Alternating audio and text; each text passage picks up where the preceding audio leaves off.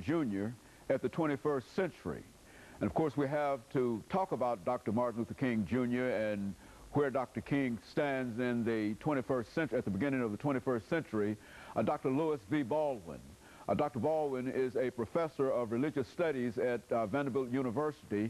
And of course, Dr. Baldwin, let me welcome you to the show today. Yeah, great to be with you again. And to tell you, Dr. Baldwin, how delighted we are to have you. Great to be here. And it's good to have you because we're going to deal with a topic that I think to be not only a topic that's made for you, but I think it's a very, very important topic because what we want to try to do today is to look at Dr. Martin Luther King and his relationship with the 21st century. That's and to have you to do so. That's right. But now, Dr. Baldwin, before we do that, let's have you to give our audience, and there might be a few people who might not know Dr. Lewis V. Baldwin from this show. I doubt if there are many, but who might not know you from this show. But give them some information in reference to your background, your education, and some of the things that were important in your life that eventually led you to this particular seat this morning. I grew up in Camden, Alabama, Wilcox County, Alabama, which is known as the so-called Alabama Black Belt.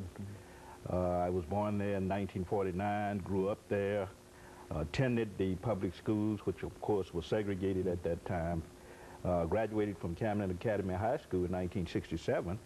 And in high school, I had an opportunity to participate in some of the demonstrations that were occurring in Alabama at that time, civil rights demonstrations.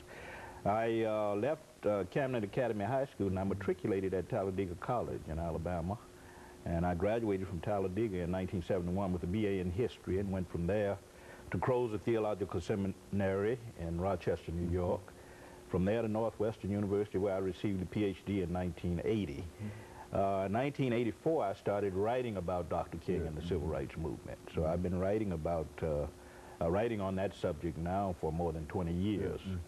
I was inspired primarily by what I saw in Alabama and in Mississippi during the 1950s and 1960s in terms of civil rights activities.